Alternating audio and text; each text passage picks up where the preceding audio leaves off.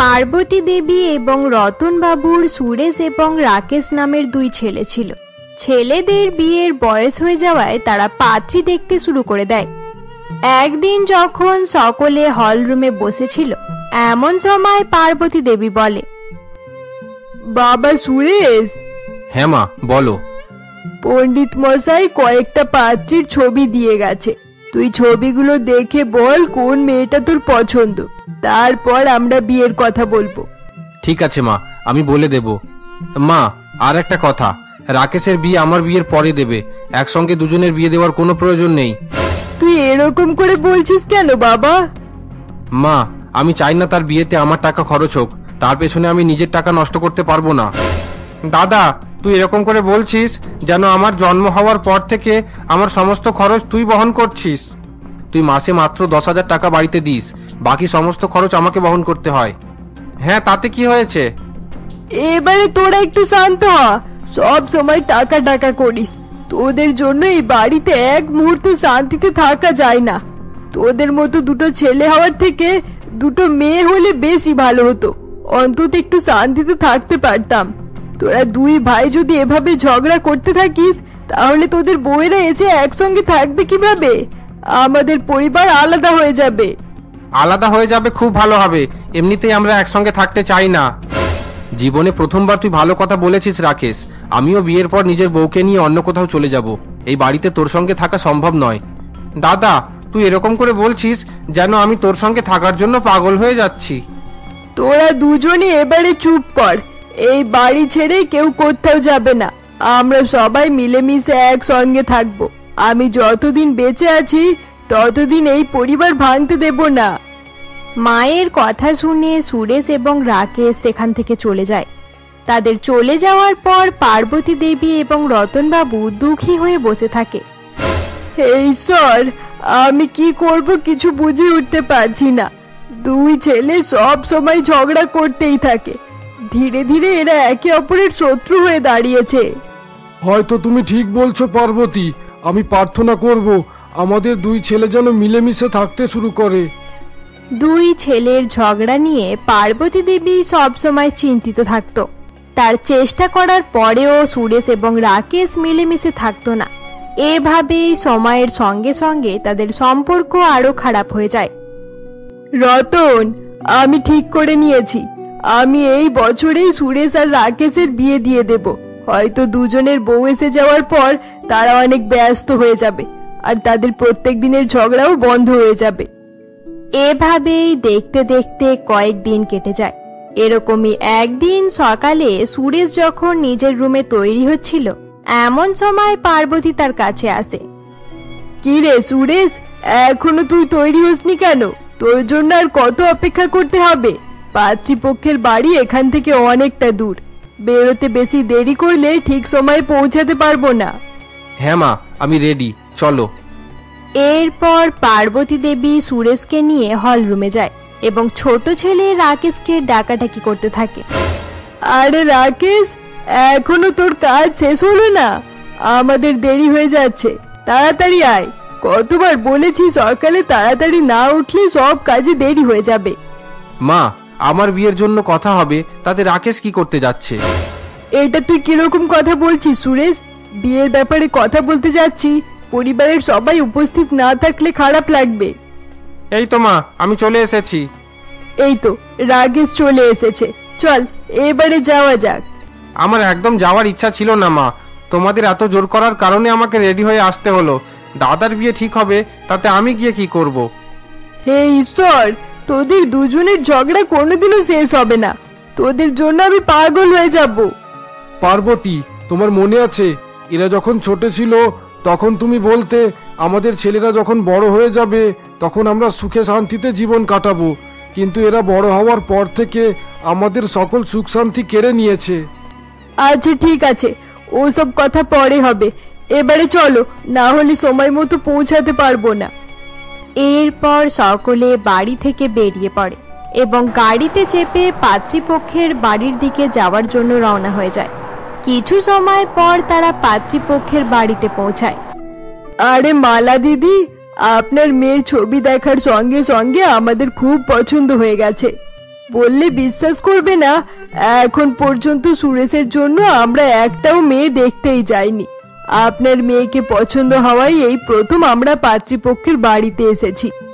আমরাও ঘটক মশাইয়ের কাছে আপনাদের পরিবারের অনেক প্রশংসা শুনেছি।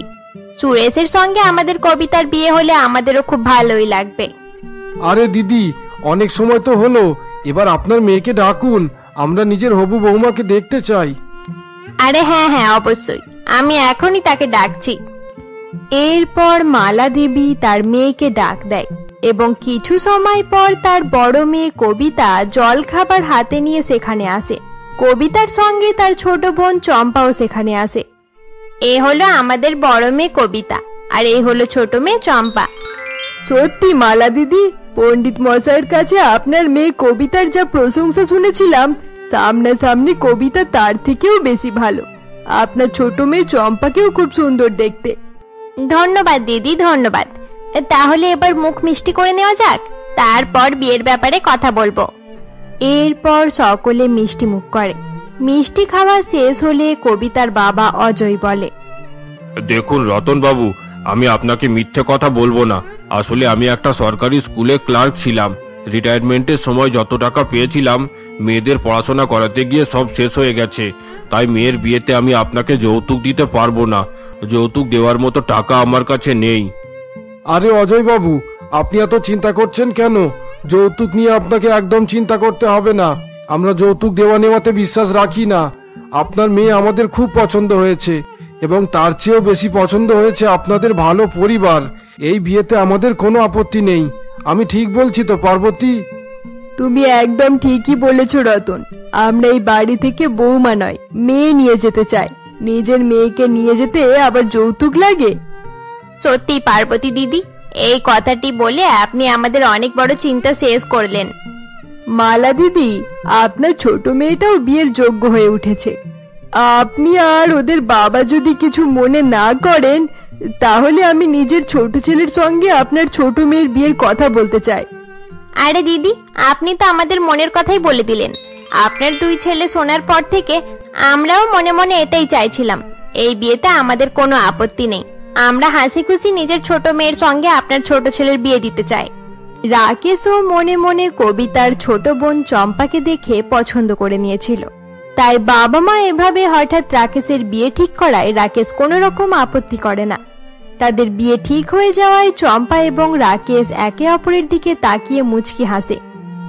এরপর পার্বতী দেবী তার পরিবারকে নিয়ে বাড়ি ফিরে যায়। এইভাবেই দেখতে দেখতে কয়েকদিন কেটে যায়। একদিন সুরেশ যখন বাড়ির ছাদে দাঁড়িয়ে কবিতার সঙ্গে ফোনে কথা বলছিল, এমন সময়, কবিতা, আমি শুধু দিন গুনছি কবে আমাদের বিয়ে হবে এবং কবে তুমি আমাদের বাড়িতে আসবে। এটার জন্য আমি অনেক এক্সাইটেড। আমি আর আমার ছোট বোনও অনেক বেশি এক্সাইটেড। মনে হচ্ছে সেও ঠাকুরপোকে ভালোবেসে ফেলেছে। দুজনে অনেক সময় পর্যন্ত ফোনে কথা বলতেই থাকে। আচ্ছা, তাই নাকি? কিন্তু কবিতা, তুমি তো বলছিলে তোমার ছোট বোনের কাছে ফোন নেই।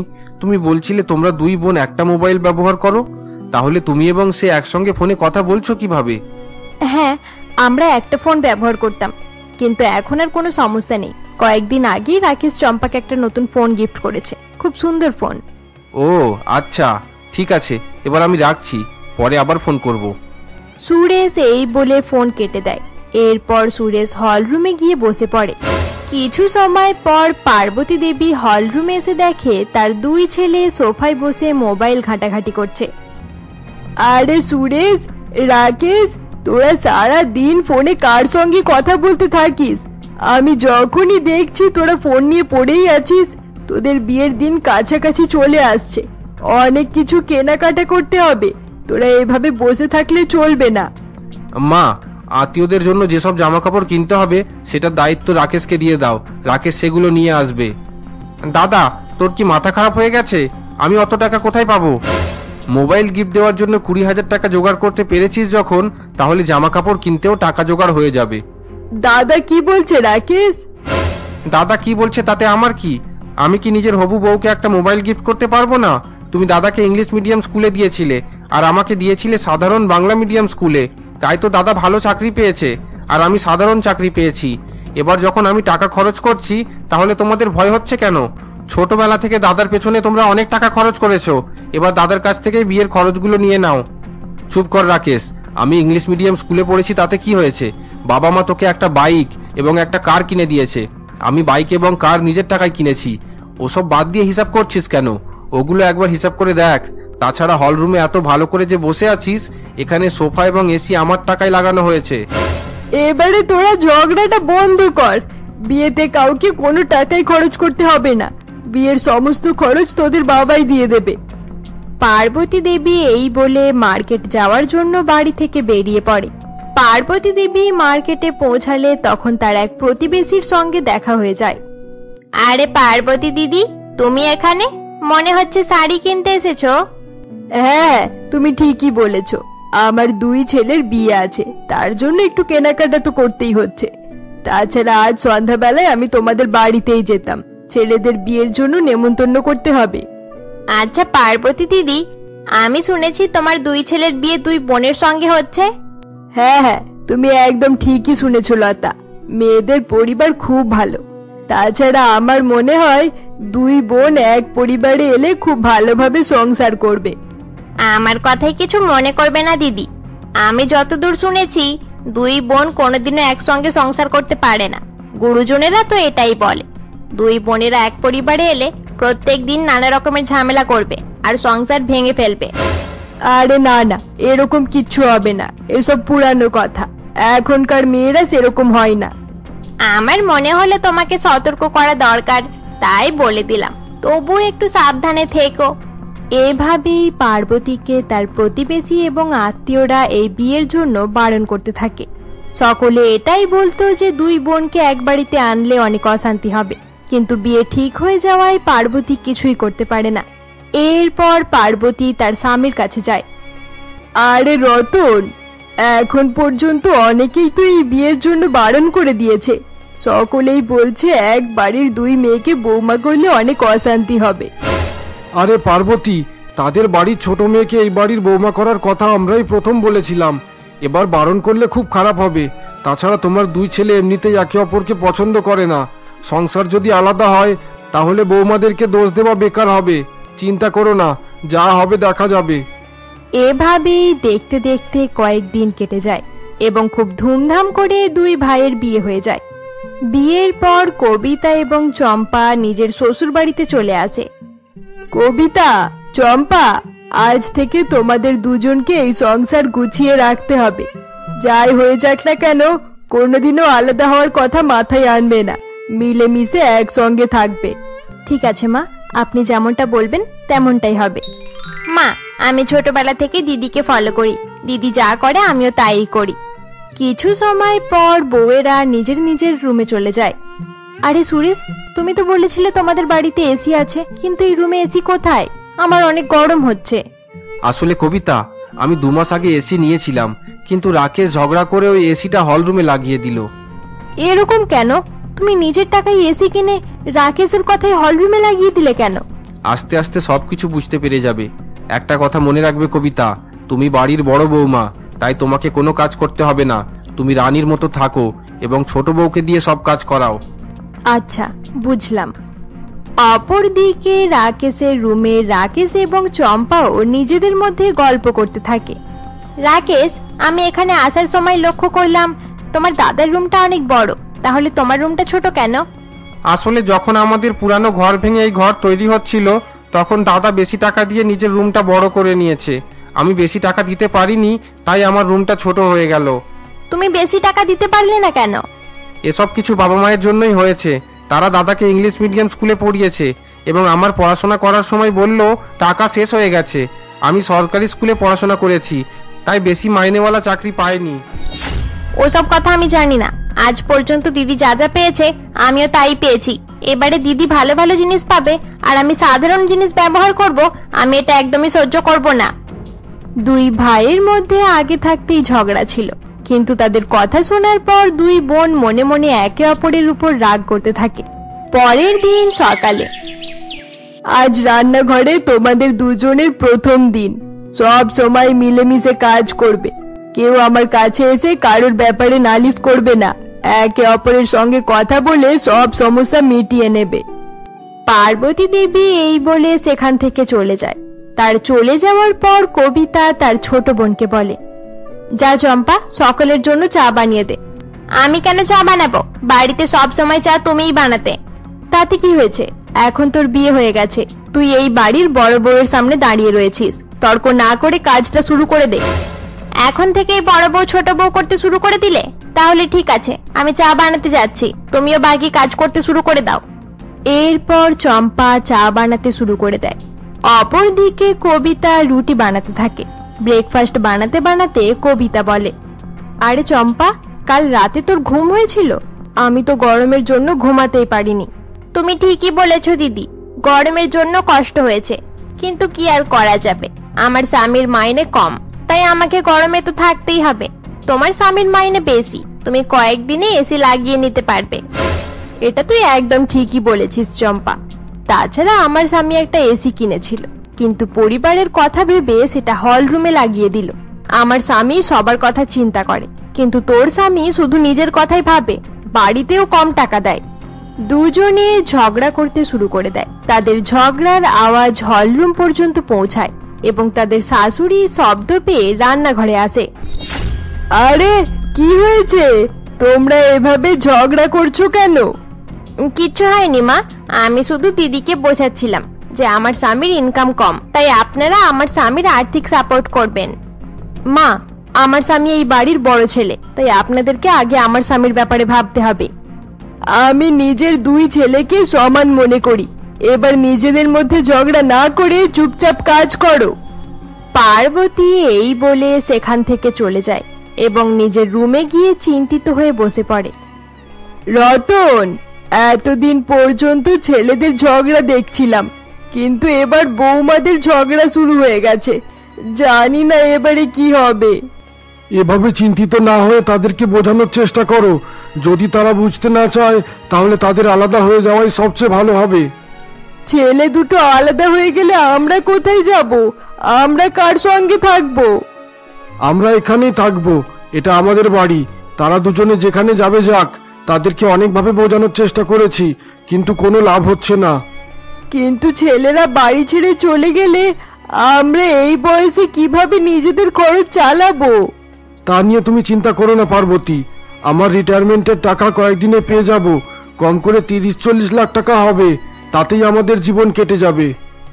রতন যখন পার্বতীকে এই কথা বলছিল, এমন সময় দরজার আড়াল থেকে কবিতা তাদের কথা শুনে ফেলে। বাবা 30 থেকে 40 লাখ টাকা পাবে? এই টাকা আমার স্বামীরই প্রাপ্য। আমার স্বামী এই পরিবারে বেশি টাকা দেয়, তাছাড়া সে এই বাড়ির বড় ছেলে, তাই বাবার টাকাতে আমার স্বামীর অধিকার বেশি। এরপর সেদিন রাতের বেলা কবিতা তার স্বামীকে টাকার ব্যাপারে জানিয়ে দেয়। তুমি বলতে চাইছো আমি বাবার সঙ্গে কথা বলে সব টাকা নিয়ে আসবো? তা নয় তো কি, কতদিন পর্যন্ত নিজের ছোট ভাইয়ের সংসারের খরচ বহন করবে? তাদেরকে বলে দাও তারা যেন অন্য কোথাও থাকতে চলে যায়, আমরা বাবা মায়ের দেখাশোনা করে নেব। কবিতা সুরেশকে এসব কথা বলতে থাকে। অপরদিকে অন্য একটি রুমে রাকেশ চম্পাকে বলে, আরে চম্পা, এই বছরে বাবা তার রিটায়ারমেন্টের টাকা পাবে। বাবা টাকা পাওয়ার সঙ্গে সঙ্গে আমি তার কাছ থেকে টাকা চেয়ে নেব। তার বড় ছেলে অনেক টাকা ইনকাম করে, তাই আমার ভবিষ্যতের ব্যাপারে আমাকেই ভাবতে হবে। তুমি একদম ঠিকই বলেছো রাকেশ, কাল সকালে ব্রেকফাস্টের সময় আমরা বাবার সঙ্গে এই ব্যাপারে কথা বলবো। বেশি দেরি করলে তোমার দাদা সেই টাকা নিয়ে নেওয়ার প্ল্যান করে ফেলতে পারে। এরপর দুজনেই ঘুমিয়ে পড়ে। পরের দিন সকালে চম্পা ব্রেকফাস্ট নিয়ে রাকেশের সঙ্গে তার শ্বশুর শাশুড়ির রুমের দিকে যায়। তারা রুমের কাছে গিয়ে দেখে সুরেশ এবং কবিতা আগে থাকতেই সেখানে উপস্থিত। বাবা, তুমি তো জানো এই বাড়িতে আমি অনেক টাকা খরচ করেছি। তোমার টাকার উপরে শুধুমাত্র আমার অধিকার আছে। মা, আপনি বাবাকে বোঝাচ্ছেন না কেন? আপনারা সব টাকা আমাদেরকে দিয়ে দিলে আমরা সারা জীবন আপনাদের খেয়াল রাখবো। তাছাড়া আমরা ঠাকুরপোকে বলে দেব সে যেন নিজের বউকে নিয়ে অন্য কোথাও চলে যায়। কবিতা তার শ্বশুর শাশুড়িকে এসব কথা বলছিল। অপরদিকে রাকেশ এবং চম্পা দরজার বাইরে দাঁড়িয়ে সবকিছু শুনে ফেলে। ভালো করে দেখে নাও, আমাদের এখানে আসার আগেই তোমার দাদা নিজের কাজ শুরু করে দিয়েছে। হ্যাঁ, সব দেখছি। তাছাড়া তোমার দিদিও কম নয়, বাবা মাকে বোঝানোর যথাসম্ভব চেষ্টা করছে। আমরা এখানে দাঁড়িয়ে দেখলে চলবে না, দেরি করলে সবকিছু হাতছাড়া হয়ে যেতে পারে। রুমের ভেতরে চলো, এবার সামনাসামনি কথা হবে। বাবা, আপনি শুধু শুধু ভাবছেন যে আমাদেরকে টাকা দিয়ে দিলে আপনার ছোট ছেলের খারাপ লাগবে। আমার তো মনে হয় তাদের খারাপ লাগবে না। কে বলেছে খারাপ লাগবে না? অবশ্যই আমাদের খারাপ লাগবে। আরে চম্পা, তোরা এখানে? বাবা মাকে বুঝিয়ে এসব টাকা নিজেরা নেওয়ার প্ল্যান করছিলে। তোমাদের এই প্ল্যান কোনোদিনও সাকসেসফুল হতে দেব না। আমার কথা শুনুন মা, আপনারা ছোটবেলা থেকেই দুই ছেলের মধ্যে পার্থক্য করেছেন, আর এসব চলবে না। দুই ছেলের মধ্যে পার্থক্য মানে? তা নয় তো কি, নিজের বড় ছেলেকে ইংলিশ মিডিয়াম স্কুলে পড়িয়েছেন আর ছোট ছেলেকে দিয়েছেন সামান্য বাংলা মিডিয়াম স্কুলে। এবার যখন বড় ছেলে এমনিতেই অনেক টাকা রোজগার করছে, তার উপর সমস্ত টাকা তাদের দেওয়ার প্ল্যান করছেন। সেই টাকার উপর আমার স্বামীর অধিকার রয়েছে। না ছোট বৌমা, আমি কারোর কথাই কিছু করব না। এই টাকা আমি তোমাদের দুজনের মধ্যে কাউকে দেব না। তোমাদের বাবা একদম ঠিক কথাই বলছে। দুই ভাই ছোটবেলা থেকে নিজেদের মধ্যে ঝগড়া করতে থাকতো। ভেবেছিলাম বিয়ে হয়ে গেলে বৌমায়েরা সবকিছু ঠিক করে দেবে, কিন্তু তোমরা ঝগড়া করা ছাড়া আর কিছুই পারো না। সকলে বারবার বারণ করেছিল যে দুই বোনকে একই বাড়িতে আনলে অশান্তি হবে, কিন্তু আমি কারোর কথাই শুনিনি। কান খুলে শুনে নাও, আমরা তোমাদেরকে একটা টাকাও দেব না। এবার যাও এখান থেকে। হ্যাঁ, মুখে বলে দিলে চলবে না মা, সেই টাকা আমি যে কোনো ভাবে আদায় করবই। এরপর দুই ছেলে বৌমা রাগ করে সেখান থেকে চলে যায়।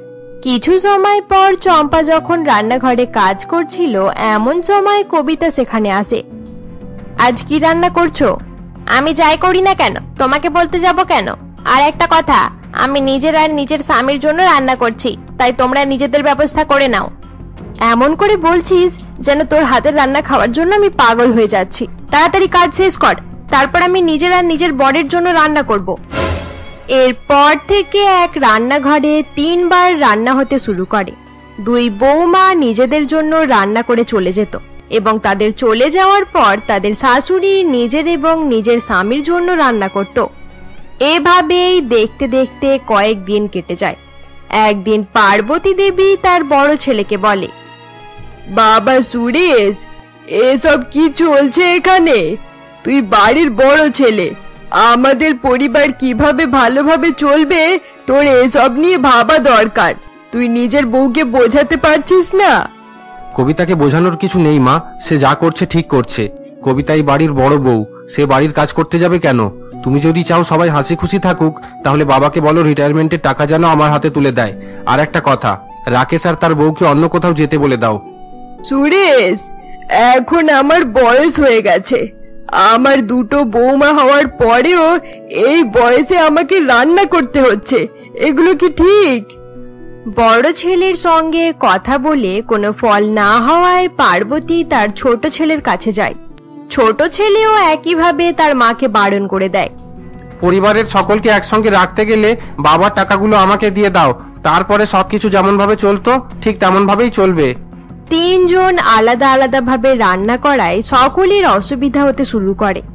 এরপর দুই বৌমা ঠিক করে যে সকাল থেকে দুপুর পর্যন্ত বড় বউ রান্না করবে এবং সন্ধ্যা থেকে রাত পর্যন্ত ছোট বউ রান্না করবে। পরের দিন সকালে রতনবাবু যখন বসেছিল, এমন সময় বড় বউ চা নিয়ে তার কাছে আসে। এই নিন বাবা আপনার চা।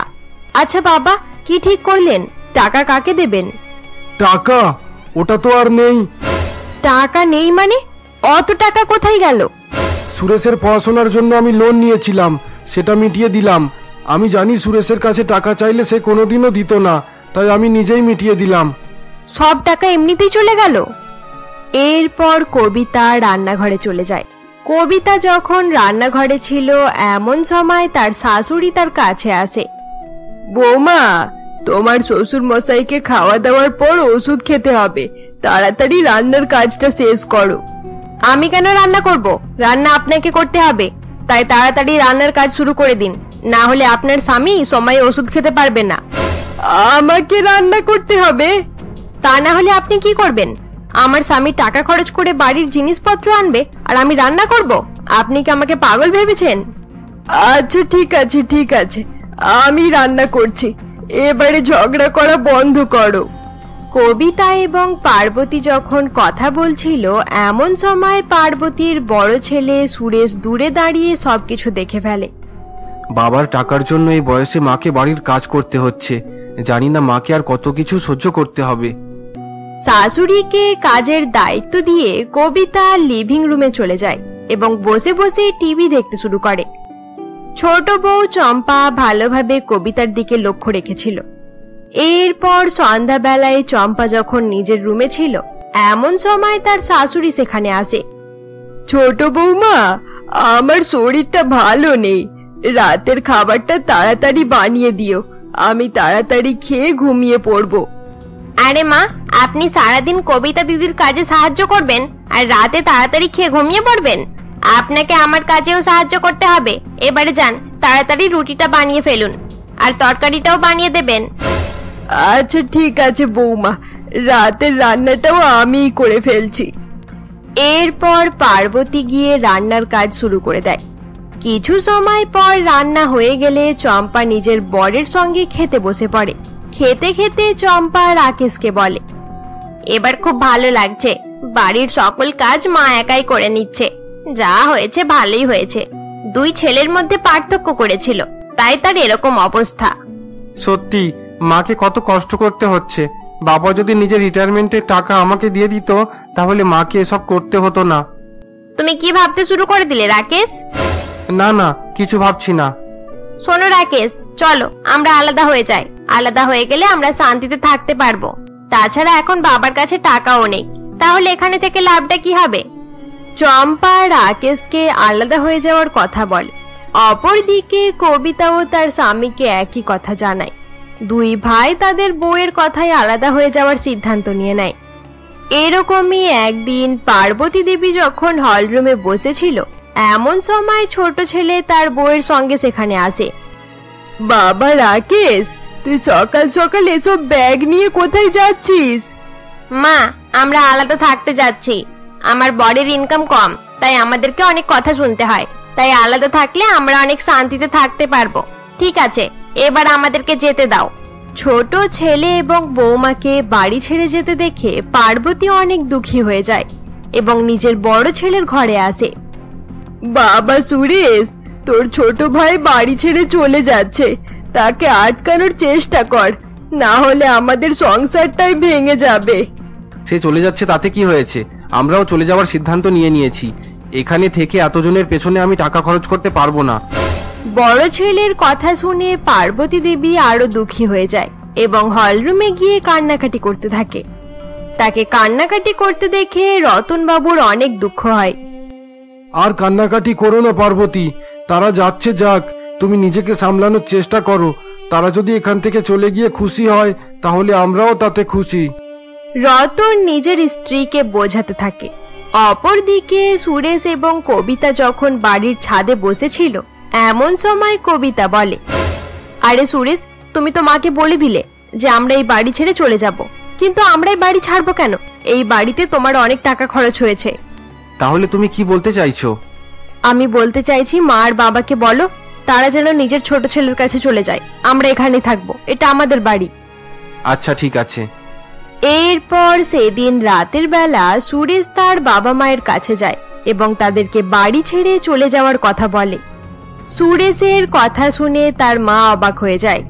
তুই চাইছিস আমরা বাড়ি ছেড়ে চলে যাব?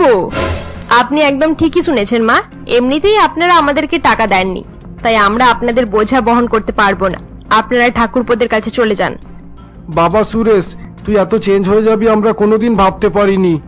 বাবা, কবিতা যেমন বলছে তেমন করো, এটাই সবার জন্য ভালো হবে। রাকেশ নিজের বউয়ের সঙ্গে সুখে থাকবে, আর যত রকমের সমস্যা আমাকে নিতে হবে, এসব আমি মানতে পারবো না। সুরেশ তার বাবা মাকে এই বলে কবিতাকে সঙ্গে নিয়ে সেখান থেকে চলে যায়। তোমার বড় ছেলে তো নিজের মনের কথা বলে দিয়ে চলে গেল। তারা চাইছে আমরা যেন রাকেশের কাছে চলে যাই, কিন্তু আমি জানি রাকেশের কাছে গেলে সেও আমাদের অপমান করে তাড়িয়ে দেবে। আমি আর অপমানিত হতে চাই না রতন, তুমি আমাকে অন্য কোথাও নিয়ে চলো, আমি নিজের ছেলেদের সঙ্গে থাকবো না। তুমি একদম ঠিক বলেছো পার্বতী, জানতাম না এরকম একটা দিন দেখতে হবে। আমি নিজের রিটায়ারমেন্টের সব টাকা খুব ভালোভাবে রেখেছি, এবারে সেই টাকাগুলো কাজে আসবে। কাল সকালে আমরা এই বাড়ি ছেড়ে চলে যাব, তুমি জামা কাপড় প্যাক করে নাও। ঠিক আছে, আমি এখনই গিয়ে জামা কাপড় প্যাক করে নিচ্ছি। রতন এই বলে ঘুমিয়ে পড়ে রতনের ঘুমিয়ে পড়ার পর পার্বতী জামা কাপড় প্যাক করে নেয় এবং বসে বসে কান্নাকাটি করতে থাকে। এই বাড়িতে বিয়ে করে এসেছিলাম, সারা জীবন এখানে কাটিয়ে দিলাম, 2 ছেলেকে বড় করে তুললাম। কোনোদিনও আশা ছিল না যে এই বয়সে বাড়ি ছেড়ে চলে যেতে হবে। পার্বতী অনেক ভেঙে পড়েছিল। সে কান্নাকাটি করতে করতে সারা রাত কাটিয়ে দেয়। সকালে রতন ঘুম থেকে উঠে পার্বতীকে বলে, পার্বতী চলো, তারা ঘুম থেকে ওঠার আগেই আমরা এখান থেকে চলে যাই। আচ্ছা ঠিক আছে, চলো। কিছু সময় পর সুরেশ এবং কবিতা যখন হলরুমে বসে চা খাচ্ছিল, এমন সময় সুরেশ বলে, আচ্ছা কবিতা, বাবা মাকে চা দিয়েছো? তাদেরকে চা দিতে যাব কেন? তারা তো বাড়িতে নেই। সকাল হওয়ার আগেই তারা বাড়ি ছেড়ে চলে গেছে। তারা এত তাড়াতাড়ি কোথায় চলে গেল? আমি কিভাবে জানবো? হয়তো নিজের আদরের ছেলের কাছেই গেছে। আচ্ছা, হয়তো হতে পারে। অপরদিকে রাকেশদের বাড়িতে রাকেশ ঘুম থেকে উঠে অফিস যাওয়ার জন্য তৈরি হচ্ছিল। এমন সময় চম্পা বলে, এখানে কত ভালো লাগছে, আমাদের দুজনকে ডিস্টার্ব করার মতো এখানে কেউই নেই। চম্পা, বাবা মা তো দাদার কাছে আছে, ভাবছি 2-3 মাস পর তাদেরকে এখানে ডেকে নেব। তারা কয়েকদিন এখানে থাকলে আমাদের খুব ভালো লাগবে। তোমার কি মাথা খারাপ হয়েছে? তাদের এখানে ডাকার কোনো প্রয়োজন নেই। তারা নিজের বড় ছেলের উপরে অনেক টাকা খরচ করেছে, তাই এবার তাদেরকে ওখানেই থাকতে দাও। কিন্তু চম্পা। কোনো কিন্তু নয়, আমি পরিষ্কার বলে দিচ্ছি, তুমি যদি নিজের বাবা মাকে এই বাড়িতে নিয়ে আসো তাহলে আমি এই বাড়ি ছেড়ে চলে যাব। চম্পার কথায় রাকেশ চুপ করে দাঁড়িয়ে থাকে। সুরেশ ভাবছিল বাবা মা রাকেশের সঙ্গে আছে। অপরদিকে রাকেশ ভাবছিল তাদের বাবা মা তার দাদা সুরেশের কাছে আছে, কিন্তু আসলে তাদের বাবা মা দুঃখী হয়ে তাদের থেকে অনেক দূরে কোথাও চলে গিয়েছিল। এভাবেই দেখতে দেখতে 1 সপ্তাহ কেটে যায়। একদিন সন্ধ্যাবেলায় সুরেশ এবং কবিতা যখন হলরুমে বসেছিল, এমন সময় দরজার বেল বেজে ওঠে। আচ্ছা তুমি বসো কবিতা, আমি দেখে আসছি। এরপর সুরেশ গিয়ে দরজা খোলে এবং দরজার অপর প্রান্তে রাকেশকে দেখতে পায়। আরে রাকেশ, তুই এখানে? আরে হ্যাঁ দাদা, আসলে মা আম খেতে খুব ভালোবাসে, তাই মায়ের জন্য আম নিয়ে এসেছি। তুই মায়ের জন্য আম নিয়ে এখানে এসেছিস কেন? মা বাবা তো তোর সঙ্গে থাকে। আরে দাদা, তুই এটা কি বলছিস? বাবা মা তো এখানে থাকে, তারা আমার কাছে গেল কবে? তোমাদের বাবা মা এখানে থাকতো, কিন্তু তোমার যাওয়ার পরের দিনই তারা বাড়ি ছেড়ে চলে গেছে, তাই আমরা ভেবেছিলাম তোমাদের বাড়িতেই গেছে। কিন্তু আমাদের বাড়িতে যায়নি তো। তোমাদের বাড়িতে যায়নি? তাহলে অন্য কোথাও গেছে, তাতে আমাদের কি? এবার যাবে এখান থেকে। কবিতার কথায় রাকেশ সেখান থেকে চলে যায়। রাকেশের মুখে বাবা মায়ের কথা শুনে সুরেশ চিন্তিত হয়ে পড়ে। আরে কবিতা, বাবা মা রাকেশের বাড়িতে যায়নি তাহলে কোথায় গেল? হয়তো কোনো আত্মীয়দের বাড়িতেই গেছে। আমার কথা ভালো করে শুনে নাও, তোমার বাবা মা যদি এই বাড়িতে ফিরে আসে তাহলে তাদেরকে রাকেশের বাড়িতে পাঠিয়ে দেবে। বাবা মায়ের নিরুদ্দেশ হয়ে যাওয়ায় রাকেশ অনেক চিন্তিত হয়ে পড়ে এবং চম্পাকে বলে, আরে চম্পা, আমি সকল আত্মীয়দের সঙ্গে কথা বলে নিয়েছি, কিন্তু বাবা মা কোথাও যায়নি। তারা কোথায় গেল? তুমি এত চিন্তা করছো কেন? তারা যেখানেই গেছে যাক, আমরা শান্তিতে নিজেদের জীবনটা কাটাবো। চম্পা এই বলে সেখান থেকে চলে যায়। 2 ভাই তাদের বাবা মায়ের নিরুদ্দেশ হয়ে যাওয়ায় অনেক চিন্তিত হয়ে পড়ে। তারা সব সময় নিজেদের বাবা মায়ের ব্যাপারেই ভাবতে শুরু করে। এইরকমই একদিন সুরেশ যখন মর্নিং ওয়াক করছিল, এমন সময় এক লোক এসে তাকে বলে, আরে বাবা সুরেশ, কেমন আছো? ভালো আছি আঙ্কেল। তোমার বাবা মা তীর্থ করে চলে এসেছে। কি বললেন আঙ্কেল? বাবা মা তীর্থ করতে গেছে? হ্যাঁ, তোমার বাবা তো তাই বলেছিল। আমাকে বলেছিল 1 মাসের জন্য তীর্থ করতে যাচ্ছে। আচ্ছা বুঝলাম, ঠিক আছে আঙ্কেল, এবার আমি যাই, আমার দেরি হয়ে যাচ্ছে। সুরেশ এই বলে সেখান থেকে চলে যায়। কিছু সময় পর সুরেশ অফিসে চলে যায় এবং অফিসে গিয়ে ছোট ভাই রাকেশকে ফোন করে। আরে রাকেশ, আমি খবর পেয়েছি, বাবা মা আমাদেরকে না বলে তীর্থ করতে চলে গেছে। আচ্ছা এই ব্যাপার, আমরা শুধু শুধু চিন্তা করছিলাম, ভালোই হয়েছে তাদের সন্ধান পাওয়া গেল। বাবা মায়ের তীর্থে যাওয়ার কথা জানতে পেরে সুরেশ এবং রাকেশ চিন্তিত হয়ে পড়ে। এরকমই একদিন সকালে সুরেশ যখন নিউজ পেপার পড়ছিল, এমন সময় কিছু দেখে সে অবাক হয়ে যায়। পাহাড়ে ধস নামার কারণে কেদারনাথে তীর্থযাত্রা করতে গিয়ে অনেক মানুষ নিরুদ্দেশ হয়ে গেছে। আরে বাবা মাও তো ওখানে তীর্থ করতে গিয়েছিল। তাতে কি হয়েছে? আমাকে বলছো কেন? আমি কোনো কথা শুনতে চাই না। একইভাবে ছোট ভাই রাকেশও তার বউকে কেদারনাথের ব্যাপারে জানালে চম্পাও প্রচন্ড রেগে যায়। তাদের যা হবে হোক, আগে যখন সবসময় তাদের সঙ্গে ঝগড়া হতো তখন তোমার কিছু মনে হয়নি, এখন দুর্ঘটনার কথা শোনার সঙ্গে সঙ্গে তোমার খারাপ লাগা শুরু হয়ে গেল। চুপ করো তুমি। আমার শুধুমাত্র দাদার সঙ্গে ঝগড়া হতো। আমার বাবা মাকে আমি অনেক ভালোবাসি। তাদের ব্যাপারে খারাপ কথা বললে খুব খারাপ হয়ে যাবে। তোমাকে আমি সাবধান করে দিচ্ছি রাকেশ, তুমি যদি তাদেরকে খুঁজতে যাওয়ার চেষ্টা করো তাহলে আমি মায়ের বাড়িতে চলে যাব। জানি না বাবা মা এখন কেমন অবস্থায় আছে, একবার দাদাকে ফোন করে দেখি। রাকেশ এই বলে তার দাদাকে ফোন করতে যাচ্ছিল, এমন সময় তার দাদার ফোন চলে আসে। হ্যাঁ দাদা বল, আমি তোকেই ফোন করতে যাচ্ছিলাম। আরে রাকেশ, নিউজ দেখার পর থেকে আমারও চিন্তা হচ্ছে, এভাবে চুপ করে বসে থাকলে চলবে না। হ্যাঁ দাদা, আমাদেরকে সেখানে যাওয়া দরকার। আমরা সেখানে না গেলে বাবা মাকে কিভাবে ফিরিয়ে আনবো? আরে রাকেশ, আমিও যেতে চাই, কিন্তু তোর বৌদি আমাকে দিব্যি দিয়ে বারণ করে দিয়েছে। চম্পাও আমাকে বারণ করেছে, কিন্তু এখন তাদের ব্যাপারে ভাবলে চলবে না। এখন বাবা মায়ের ব্যাপারে চিন্তা করতে হবে, আমরা পরে নিজেদের বউদের সামলে নেব। সুরেশ যখন রাকেশের সঙ্গে ফোনে কথা বলছিল এমন সময় কবিতা সেখানে আসে। আচ্ছা ঠিক আছে রাকেশ, আমি পরে তোকে ফোন করছি।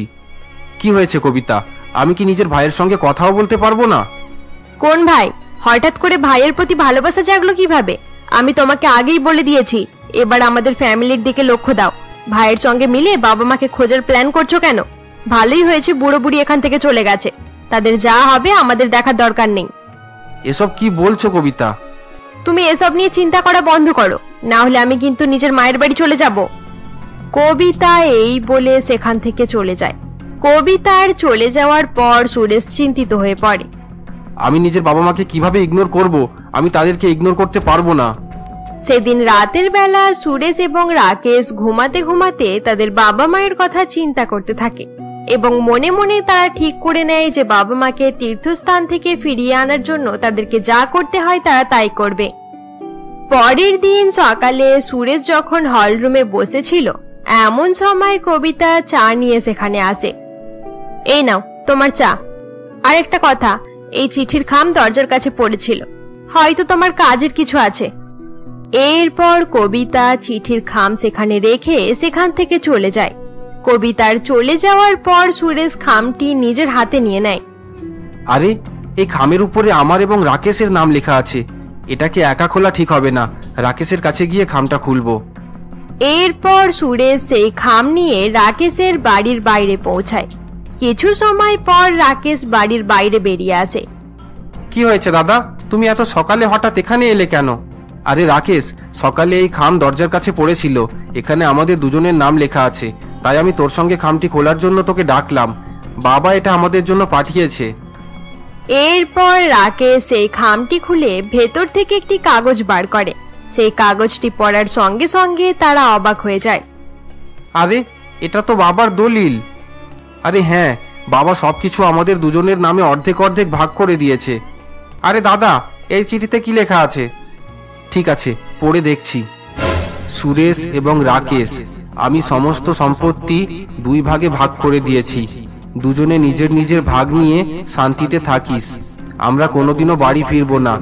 আর একটা কথা, আমাদের তীর্থ করতে যাওয়ার কথা ছিল, কিন্তু আমরা ক্যান্সেল করে দিয়েছিলাম, তাই আমাদেরকে খোঁজার চেষ্টা করিস না। চিন্তা করতে হবে না, আমরা বুড়ো বুড়ি এখনো বেঁচে আছি। তোরা নিজেদের জীবনে সুখে থাকিস। দাদা, তার মানে বাবা মা তীর্থ করতে যায়নি? হ্যাঁ, ভালোই হয়েছে তারা তীর্থ করতে যায়নি। কিন্তু দাদা, তারা কোথায় গেল? জানি না কোথায় যেতে পারে। একটা কাজ করা যাক, আমরা পুলিশ স্টেশনে গিয়ে তাদের রিপোর্ট লিখিয়ে দিয়ে আসি, হয়তো পুলিশ তাদেরকে খুঁজে বার করতে পারবে। সুরেশ এবং রাকেশ এই বলে থানায় যায় এবং তাদের বাবা মায়ের নিরুদ্দেশ হয়ে যাওয়ার রিপোর্ট লেখানোর চেষ্টা করে। স্যার, যেভাবে পারবেন আমাদের বাবা মাকে খুঁজে বার করুন প্লিজ।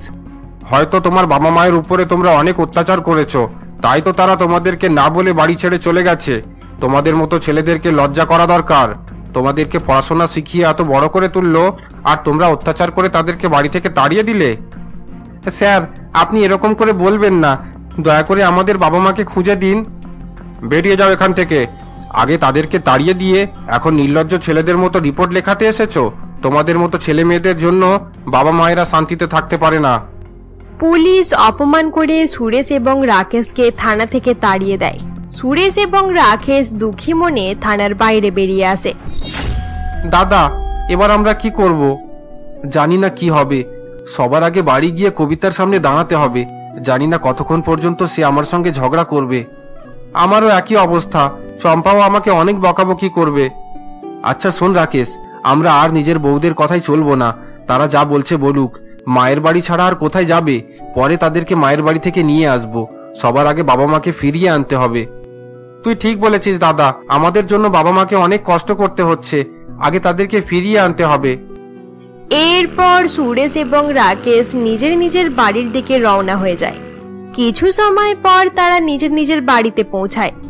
বাড়ি পৌঁছানোর সঙ্গে সঙ্গে কবিতা সুরেশকে এবং চম্পা রাকেশকে বকাবকি করতে শুরু করে দেয়। অনেক হয়েছে কবিতা, বারবার ঘর ছেড়ে দেওয়ার হুমকি দিতে হবে না। মায়ের বাড়ি যেতে হলে এখনই এখান থেকে বেরিয়ে যাও। আমি মজা করছি না সুরেশ, আমি কিন্তু সত্যি সত্যি বাপের বাড়ি চলে যাব। তুমি এটা ভেবো না যে তুমি এভাবে রাগারাগি করলে আমি চুপ করে যাব। বোঝার চেষ্টা করো কবিতা, বাবা মায়ের খোঁজ করা দরকার। হয়তো তারা কোনো অসুবিধায় পড়েছে। তাদের কি হয়েছে আমার দেখে কাজ নেই। আমি যখন তাদের কাছে টাকা চেয়েছিলাম তারা কি দিয়েছিল? তারা যখন টাকা দেয়নি, তাই আমিও তাদেরকে নিয়ে চিন্তা করব না। তাদের সঙ্গে আমাদের আর কোনো সম্পর্ক নেই। আরে কবিতা, তারা আমার মা বাবা। বাবা মা তাতে কি হয়েছে? তারা যদি তীর্থ করতে গিয়ে হারিয়ে যেত তাহলে সব থেকে বেশি ভালো হতো। এভাবে তাদের খোঁজ করতে হতো না। খবরদার কবিতা, তোমার এটা বলার সাহস হলো কিভাবে? আমার চোখের সামনে থেকে বেরিয়ে যাও। হ্যাঁ, চলে যাচ্ছি। আমিও এখানে থাকতে চাই না। কবিতা সুরেশকে ছেড়ে নিজের মায়ের বাড়ি চলে যায়। কিছু সময় পর রাকেশ দুঃখী হয়ে সুরেশের কাছে আসে। আরে রাকেশ, আয় বস। সকাল থেকে কিছু খাওয়া দাওয়া করেছিস? দাদা, কবিতা বৌদির মতো আমার চম্পাও ঝগড়া করে চলে গেছে। তাহলে খাওয়া দাওয়া কিভাবে করতাম? 2 মিনিট ওয়েট কর, আমি ব্রেড অমলেট বানাচ্ছি। তারপর দুজনে একসঙ্গে খাওয়া দাওয়া করব। খাওয়া দাওয়া করার পর চিন্তা করব বাবা মাকে কিভাবে খোঁজ করা যায়। সুরেশ এবং রাকেশ অফিস থেকে ছুটি নিয়ে নেয়। এরপর থেকে তারা প্রতিদিন সকালে বাবা মায়ের খোঁজ করার জন্য বেরিয়ে পড়ত এবং সন্ধ্যা পর্যন্ত নিজের বাবা মায়ের খোঁজ করত। প্রথমে তারা সকল আত্মীয়দের বাড়িতে খোঁজ করে দেখে নেয়, কিন্তু কোথাও তাদের বাবা মায়ের সন্ধান পাওয়া যায় না। এরপর থেকে তারা এক এক করে বৃদ্ধাশ্রমগুলো খোঁজ করে দেখে, কিন্তু তাতেও কোনো লাভ হয় না। আরে রাকেশ, সমস্ত জায়গায় খোঁজ করে দেখে নিলাম, কিন্তু কোথাও তাদের সন্ধান পাওয়া যাচ্ছে না। বুঝতে পারছি না বাবা মা আমাদের না জানিয়ে হঠাৎ করে কোথায় চলে গেল। কোনোভাবেই তাদের খোঁজ করা যাচ্ছে না। আমিও ভাবতে পারছি না দাদা, অফিস থেকে ছুটি নিয়ে 10 দিন হয়ে গেল, কিন্তু এখন পর্যন্ত বাবা মায়ের খোঁজ করতে পারলাম না। দুই ভাই একটি পার্কে বসে নিজেদের মধ্যে কথা বলছিল। এমন সময় এক প্রতিবেশী লোক সেখানে আসে। আরে সুরেশ, রাকেশ, তোমরা দুজন একসঙ্গে এখানে? তোমরা কি পিকনিক করতে এসেছো? আরে না আঙ্কেল, এমনি ঘোরাফেরা করার ইচ্ছা হচ্ছিল, তাই এখানে চলে এলাম। আরে বাহ, খুব ভালো। এভাবে দুজনে একসঙ্গে মাঝে মাঝে ঘোরাফেরা করবে, তাহলে তোমাদের সম্পর্ক ভালো থাকবে। আচ্ছা, তোমরা দুজন কোনোদিন আমার বাড়ি আসোনি। তোমাদের যদি সময় থাকে তাহলে আজ সন্ধেবেলায় আমাদের বাড়ি এসো। চা খেতে খেতে একটু গল্প করা যাবে। ঠিক আছে আঙ্কেল, চেষ্টা করব। শুধু চেষ্টা করলে হবে না বাবা, তোমাদেরকে অবশ্যই আসতে হবে। দেখবে তোমাদের ভালো লাগবে। প্রতাপ বাবু এই বলে সেখান থেকে চলে যায়। তার চলে যাওয়ার পর রাকেশ বলে, এই বুড়োটা আমাদেরকে তার বাড়িতে ডাকছে কেন? আরে সুরেশ, আঙ্কেলের বাড়িতে যাওয়া যাক। আজ সন্ধেবেলায় সেখানে গিয়ে বাবা মায়ের ব্যাপারে কথা বলবো। হয়তো বাবা মায়ের ব্যাপারে কোনো খবর পাওয়া যেতে পারে। তুই কি বলতে চাইছিস দাদা? আরে রাকেশ, এই আঙ্কেল বাবার অনেক কাছের বন্ধু। এই আঙ্কেলের কাছ থেকে আমি জানতে পেরেছিলাম মা বাবা তীর্থ করতে গেছে। নিশ্চয়ই আঙ্কেল তাদের ব্যাপারে কিছু জানে। হয়তো আঙ্কেলের মাধ্যমে বাবা মায়ের কাছে পৌঁছাতে পারবো। এরপর সেদিন সন্ধ্যাবেলায় রাকেশ এবং সুরেশ প্রতাপ বাবুর বাড়িতে পৌঁছায় এবং সকলে একসঙ্গে চা খেতে শুরু করে। অনেক দিন হয়ে গেল তোমার বাবার সঙ্গে দেখা হয়নি। অনেক দিন আগে তীর্থ করতে গিয়েছিল, এখন পর্যন্ত ফেরেনি। মনে হচ্ছে তোমার বাবা মা সেখানে অনেক এনজয় করছে। আসলে আঙ্কেল, একটা কথা আছে। আরে ওসব কথা পরে হবে, তোমাদের জন্য যেসব খাবারগুলো বানিয়েছি আগে এগুলো খাও, দেরি করলে এগুলো ঠান্ডা হয়ে যাবে। আরে হ্যাঁ, তোমরা প্রথমবার আমাদের বাড়ি এসেছো, সবার আগে মিষ্টি খাও। হ্যাঁ আঙ্কেল, এই তো খাচ্ছি। আমাদের দুটো বৌমা আছে, দুই বৌমাই রান্নাতে খুব এক্সপার্ট। এই যত রকমের খাবার আমার দুই বৌমা মিলেমিশে বানিয়েছে। যেদিন থেকে আমার ছেলেদের বিয়ে দিয়েছি সেদিন থেকে আমাকে রান্নাঘরে পা রাখতেই হয়নি। আমার চাওয়ার আগেই ভালো ভালো খাবার আমার সামনে চলে আসে। প্রতাপ বাবুর বউয়ের কথা শুনে রাকেশ মনে মনে কিছু ভাবতে শুরু করে। আন্টির দুই বৌমা কত ভালো, আন্টিকে কোনো কাজ করতে দেয় না। আমার এবং দাদার বউ মাকে দিয়ে বাড়ির সমস্ত কাজ করাতো। সত্যি আন্টি, আপনার বৌমারা অনেক ভালো। আপনাদের কপাল আছে মানতে হবে, আজকাল এরকম মেয়ে পাওয়া অনেক মুশকিল। বাবা সুরেশ, বৌমাগুলো ভালো হবে নাই বা কেন? আমার দুই ছেলে অনেক ভালো, তাদের দুই ভাইয়ের মধ্যে এত মিল যে বৌমাইরা এই বাড়ি ছাড়ার কথাও মুখে আনবে না। তারা চাইলেও আমার দুই ছেলেকে একে অপরের বিরুদ্ধে করতে পারবে না। তাহলে নিশ্চয়ই আপনার ছেলেদের ইনকাম অনেক বেশি। আমি ঠিক বলছি তো আঙ্কেল? হ্যাঁ, একদম ঠিক বলেছো। তবে শুধুমাত্র আমার ছোট ছেলের ইনকাম বেশি। সে বিদেশে চাকরি করত, 2 বছর আগেই বিয়ে করার জন্য ইন্ডিয়াতে সেটেল হয়েছিল। সে অনেক টাকা মাইনে পায়। তোমার আঙ্কেল একদম ঠিকই বলছে। আমাদের বড় ছেলের ইনকাম খুব একটা বেশি নয়। আমাদের ছোট ছেলে সব কিছু সামলে নেয়। একটা কথাই বলে যে টাকা আজ আছে কাল নেই, কিন্তু সম্পর্ক সব সময় থাকে। তাই ফ্যামিলির সকলকে মিলেমিশে থাকা দরকার। হ্যাঁ, শুধুমাত্র তাদের কারণেই আমাদের ফ্যামিলি খুব ভালোভাবে চলছে এবং আমরা দুজন শান্তিতে জীবন কাটাচ্ছি। সত্যি আঙ্কেল, আপনার ছেলেরা অনেক ভালো, তাই আপনারা এত হ্যাপি আছেন। সুরেশ এবং রাকেশ, তোমরা এখন যেরকম পরিস্থিতিতে আছো সেটা আমি বুঝতে পারছি, কিন্তু আমি সত্যি সত্যি জানি না যে তোমার বাবা মা কোথায় আছে। তোমার বাবা আমাকে শুধু তীর্থযাত্রার ব্যাপারে জানিয়েছিল। আমি তোমার কাছেই জানতে পারলাম যে তারা তীর্থ করতে যায়নি। তাদের ব্যাপারে আমার কাছে আর কোনো খবর নেই। এবারে আমাদের আনন্দ আরো বেড়ে যাবে, কারণ আমাদের দুই বৌমা এখন গর্ভবতী। আমরা নাতি নাতনির মুখ দেখতে পাবো। তারপর আমাদের আর কোনো দুঃখ থাকবে না। আমাদের কপাল অনেক ভালো, তাই এরকম পরিবার পেয়েছি। এরপর রাতের বেলা রাকেশ এবং সুরেশ প্রতাপ বাবুর বাড়ি থেকে বেরিয়ে পড়ে। সুরেশ রাকেশকে তার বাড়ি পর্যন্ত পৌঁছে দেয়। রাকেশ, আমাদের ছুটির 10 দিন শেষ হয়ে গেল। কাল থেকে অফিস যেতে হবে। এবার থেকে শনিবার রবিবার বাবা মাকে খোঁজ করতে হবে। এর চেয়ে বেশি অফিস ছুটি করলে আমাদের চাকরি চলে যেতে পারে। তুই ঠিক বলেছিস দাদা, আমাদের কাছে অন্য কোনো উপায় নেই। আমি এটাই প্রার্থনা করব, বাবা মা যেখানে থাকুক ভালো থাকুক। আমরা দুজন নিজেদের মধ্যে ঝগড়া না করলে আমাদের বউয়েরাও বাড়িতে অশান্তি করতো না। আমাদের জন্যই সবকিছু হয়েছে। আমরা অনেক ভুল করেছি। আঙ্কেলের পরিবারের সকলে কত ভালোভাবে থাকে, অপরদিকে আমরা নিজের পরিবারকে শেষ করে ফেললাম। শেষমেশ বউরাও আমাদেরকে ছেড়ে চলে গেল। দাদা, তুই আমাকে ক্ষমা করে দে। তোর স্যালারি বেশি থাকায় আমি সব সময় তোকে হিংসা করেছি, তাই তো সব সময় তোর সঙ্গে ঝগড়া করতাম। আরে না রাকেশ, তোকে ক্ষমা চাইতে হবে না, আমার ক্ষমা চাওয়া দরকার। আমি বড় ভাই, পরিবারকে ভালোভাবে সামলে রাখার দায়িত্ব আমার ছিল, কিন্তু আমি বারবার তোর সঙ্গে ঝগড়া করে তোকে এবং বাবা মাকে দুঃখী করেছি। দাদা, আমাদের দুজনের ঝগড়া করতে করতে আমাদের পরিবার ভেঙে গেল। এবার কি করব? কিভাবে সকলকে ফিরিয়ে আনবো? একটা কাজ করা যাক, কাল আমরা একটা ডিটেকটিভ হায়ার করব। হয়তো কোনো ডিটেকটিভ বাবা মাকে খুঁজে বার করতে পারবে। কিন্তু দাদা, ডিটেকটিভ হায়ার করলে অনেক টাকা দিতে হবে, আমার জন্য একটু সমস্যা হয়ে যাবে। আজ থেকে তোকে টাকা নিয়ে চিন্তা করতে হবে না। আজ থেকে আমরা দুজন এক হয়ে থাকবো, আর কেউ আমাদেরকে আলাদা করতে পারবে না। চল এবার বাড়ি ফিরে চল।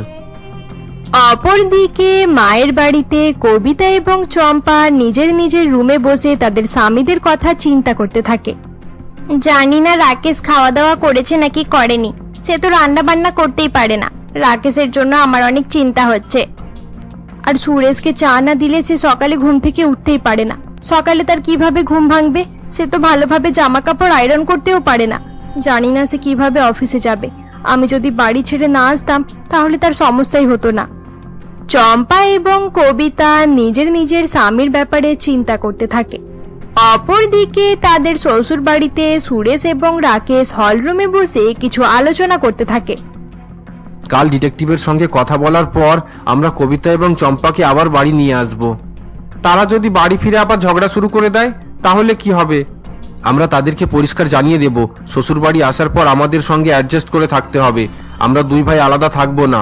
সাথে এটাও জানিয়ে দেব বাবা মাকে খুঁজে পাওয়ার পর তাদেরকে ভালোভাবে সেবা করতে হবে এবং বাবা মায়ের সঙ্গে কেউ জোর গলায় কথা বললে তাকে বাড়ি থেকে বার করে দেওয়া হবে। তুই ঠিক বলেছিস দাদা, এবার থেকে আমাদের দুজনকে একটু রাগ দেখাতে হবে, না হলে তারা আবার ঝগড়া শুরু করে দেবে।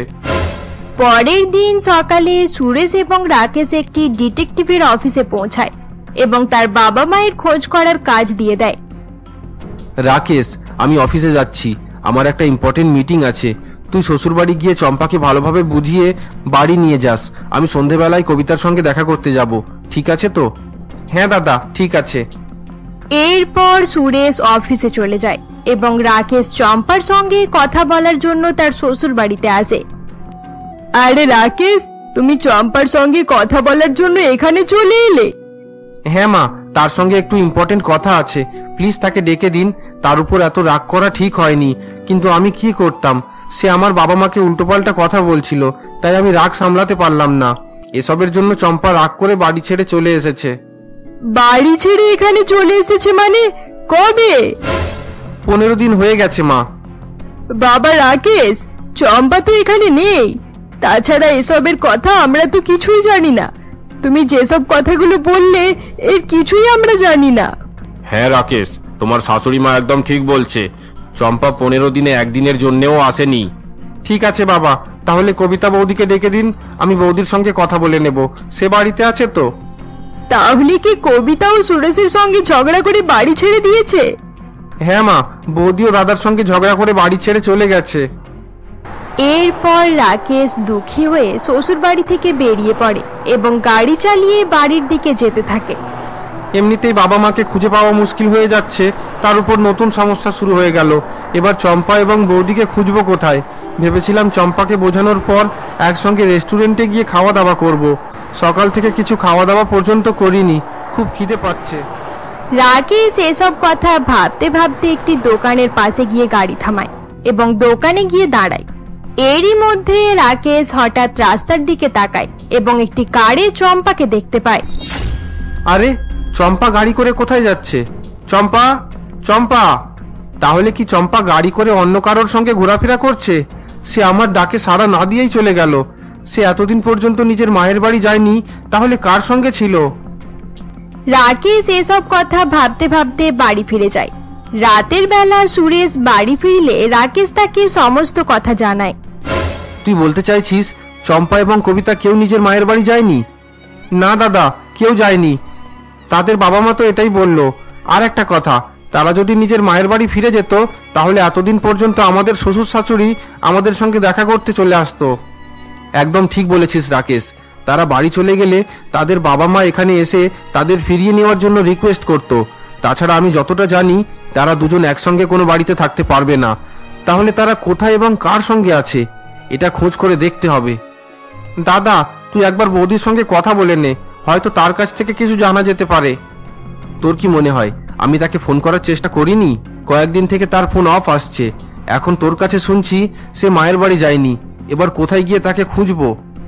পরের দিন সুরেশ এবং রাকেশ আবার তাদের শ্বশুর বাড়িতে পৌঁছায়। তাদেরকে আবার আসতে দেখে তাদের শাশুড়ি মালা বলে, তোমরা বারবার একই প্রশ্ন কেন করছো? আমরা তো আগেই বলে দিয়েছি যে তারা এখানে আসেনি। তারা কোথায় আছে এই ব্যাপারে আমরা জানি না। দেখুন, আমরা ভালোভাবে জিজ্ঞাসা করছি, আমাদের বউয়েরা কোথায় আছে বলে দিন, না হলে বাধ্য হয়ে আপনাদের বিরুদ্ধে পুলিশ কমপ্লেন করতে হবে। কবিতা এবং চম্পাকে কোথায় লুকিয়ে রেখেছেন বলুন। কি বললে?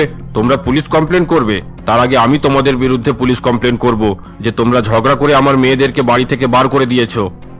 বাবা, আমরা তাদের সঙ্গে ঝগড়া করিনি, তারা নিজেরাই আমাদের সঙ্গে ঝগড়া করে বাড়ি ছেড়ে দিয়েছে।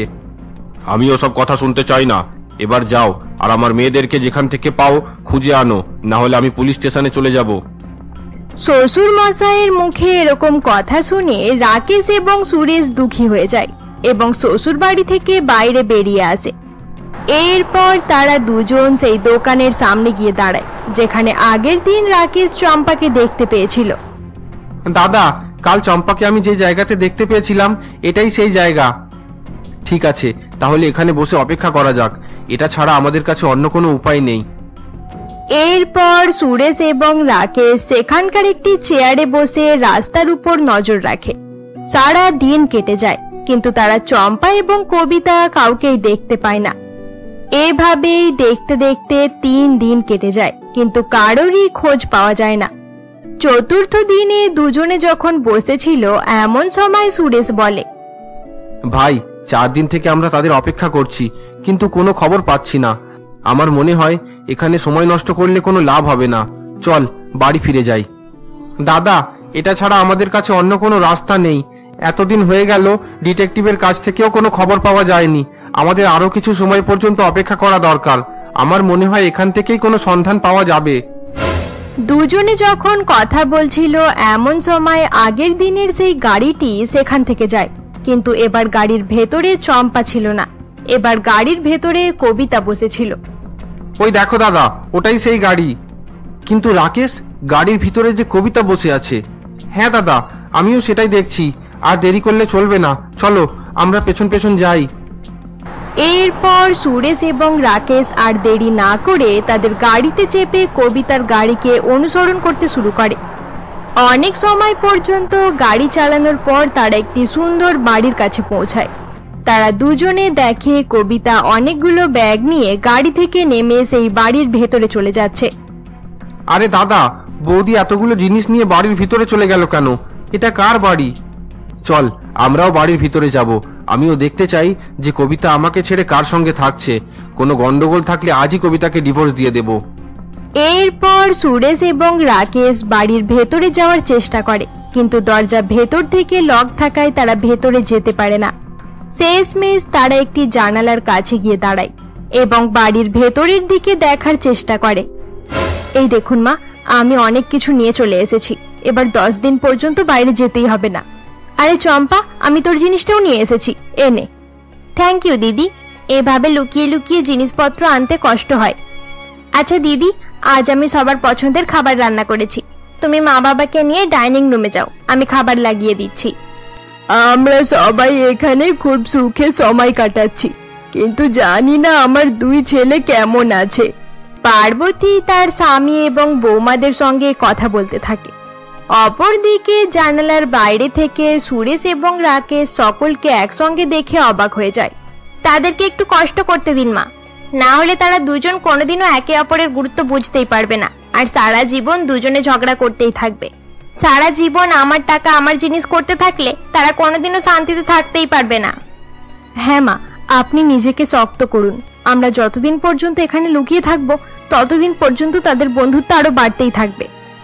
তবে কবিতা, তুমি ভালো প্ল্যান বানিয়েছো। তুমি প্ল্যানিং না করলে তারা দুজন এখন পর্যন্ত ঝগড়া করতে থাকতো এবং কোনোদিন এক হতো না। ভালো হয়েছে বিয়ের পরের দিন থেকেই তোমরা এই খেলা শুরু করে দিয়েছিলে। খেলা শুরু না করে অন্য কোনো উপায় ছিল না বাবা। বিয়ের আগেই তো মা আমাদেরকে এসব ব্যাপারে জানিয়ে দিয়েছিল। তখন থাকতেই আমরা ভেবে নিয়েছিলাম আমাদেরকে কি করতে হবে। তারপর যখন প্রথম রাতেই রাকেশের মুখে দাদার ব্যাপারে খারাপ কথা শুনলাম, আর দিদি দাদার মুখে রাকেশের ব্যাপারে খারাপ কথা শুনলো, তখনই আমরা ঠিক করে নিয়েছিলাম যে এবার আমাদের প্ল্যান হিসেবে কাজ করার সময় হয়ে গেছে। তারপর কি হয়েছে এটা তো আপনি ভালো করেই জানেন। তুমি ঠিকই বলেছো চম্পা। আমি শুধু এটাই চাইছিলাম তারা যেন বুঝতে পেরে যায় যে একসঙ্গে থাকার গুরুত্বটা কি, কিন্তু তারা কিছুই বুঝতে পারলো না। এমনকি তোমার বাবা তাদের নামে জমির দলিল পর্যন্ত পাঠিয়ে দিয়েছে। আপনি চিন্তা করবেন না মা, সবকিছু ঠিক হয়ে যাবে। আমি কাল রাতে লুকিয়ে লুকিয়ে বাড়িতে গিয়েছিলাম। আমি এটা দেখতে চাইছিলাম যে 2 ভাই আলাদা আলাদা ভাবে আমাদেরকে খুঁজছে নাকি তারা একসঙ্গে থাকতে শুরু করেছে। গিয়ে দেখলাম তারা একই রুমে বসে দুঃখী হয়ে নিজেদের মধ্যে কথা বলছে। মনে হচ্ছে আমাদের প্ল্যান খুব ভালোভাবেই কাজ করছে। আচ্ছা দিদি, ওসব কথা বাদ দাও, আগে তুমি কিছু খেয়ে নাও, না হলে তোমার পেটে বেবি লাথি মারতে শুরু করে দেবে।